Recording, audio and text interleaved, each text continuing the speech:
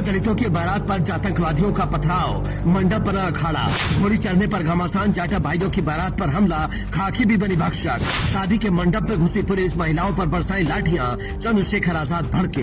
ये बारात पर नहीं, बाबा साहेब के संविधान पर सीधा वार। आधी रात को ही भीम आर्मी के कार्यकर्ताओं ने संभाला मोर्चा, पीड़ित परिवार का दिया साथ। देश के सबसे बड़े राज्य उत्तर प्रदेश के मथुरा से जो तस्वीरें आई हैं, उसने इंसानियत का सिर शर्म से झुका दिया है। मथुरा के थाना हाईवे क्षेत्र का नरहोली गांव आज दलितों के आंसुओं और चीखों का गवाह बना हुआ है।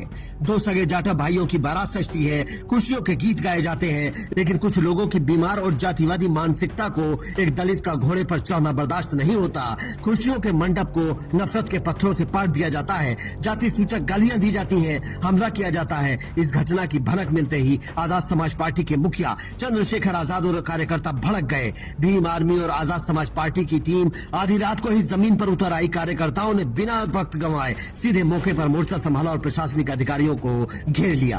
वहीं से चढ़ के आएगी, धूमधाम तरीके से यहाँ पे फिर आएगी और जब पूरी बारात को चढ़ा के यहाँ से भीम आर्मी के कार्यकर्ता वापस जाएंगे शेखोतल, और जो भी दोषी है उनके खिलाफ पुलिस प्रशासन कार्रवाई करेगा। ये हमारा वादा है, और नहीं करेगा तो आपको पता है तब भी आपके साथ खड़े हैं और अब भी आपके साथ खड़े हैं।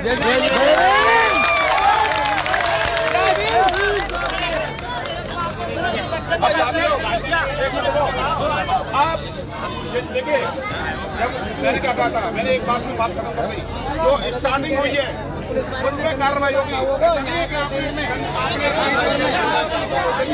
भैया हमारे कुछ सवाल उठना लाजमी है कि आखिर हम किस समाज में जी रहे हैं। क्या एक दलित का सम्मान से शादी करना, घोड़ी पर चढ़ना इस देश के संविधान पर हमला नहीं है? चंद्रशेखर आजाद इस घटना को लेकर आग बबूला हो गए हैं। उन्होंने कहा कि यह हमला सिर्फ एक परिवार पर नहीं, ये इस देश के संविधान पर सीधा हमला है। चलिए पूरा मामला आपको बताते हैं। दरअसल नरहोली गाँव में उस रात शहनाइयां बज रही थी। दो भाइयों की जिंदगी का सबसे बड़ा दिन था, लेकिन जैसे ही बारात आगे बढ़ी, अचानक गाँव के कुछ आतंकवादियों ने बारात को घेर लिया।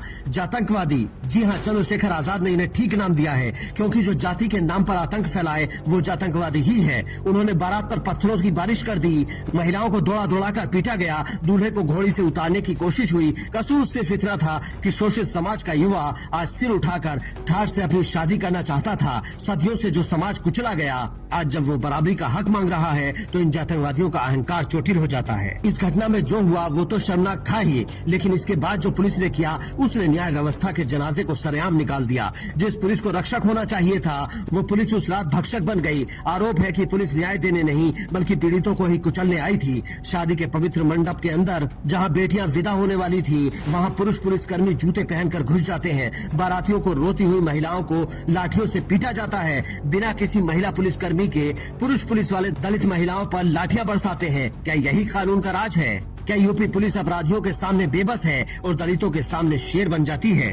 इस जुल्म के खिलाफ जब पूरा तंत्र सो रहा था, तब आजाद समाज पार्टी की मथुरा टीम ढाल बनकर पीड़ित परिवार के साथ खड़ी हो गई। चंद्रशेखर आजाद ने साफ कर दिया है कि बहुजन समाज मार खाने के लिए चुप नहीं बैठेगा। आजाद समाज पार्टी की टीम जमीन पर डटी है, आंखों में आंखें डालकर सवाल पूछ रही है। न्याय की इस लड़ाई में पीड़ित परिवार अकेला नहीं है। भीम आर्मी ने कहा कि शादी जहां रोकी गई थी वहीं से शुरू होगी। आरोपियों और हमलावरों के खिलाफ कार्रवाई हो और उनकी तत्काल गिरफ्तारी हो। सभी आरोपियों पर SC/ST अत्याचार निवारण अधिनियम की सख्त धाराओं में मुकदमा दर्ज किया जाए। पीड़ित परिवारों को सरकारी सुरक्षा, आर्थिक सहायता और न्याय दिया जाए। शादी के पंडाल में घुसकर मारपीट करने वाले पुलिसकर्मियों को तत्काल निलंबित कर उनके खिलाफ FIR दर्ज की जाए। आजाद समाज पार्टी की टीम ने मौके पर पहुंचकर जिस प्रकार से पूरे मामले का संज्ञान लेकर परिवार को संभाला, वो सराहनीय है। उनका ना तो खून का रिश्ता है, ना ही परिवार को जानते हैं और ना ही पहले कभी देखा, फिर भी अपनी नींद चैन छोड़कर उनके लिए लड़ना और शासन प्रशासन के सामने खड़े होना, ये बताने के लिए काफी है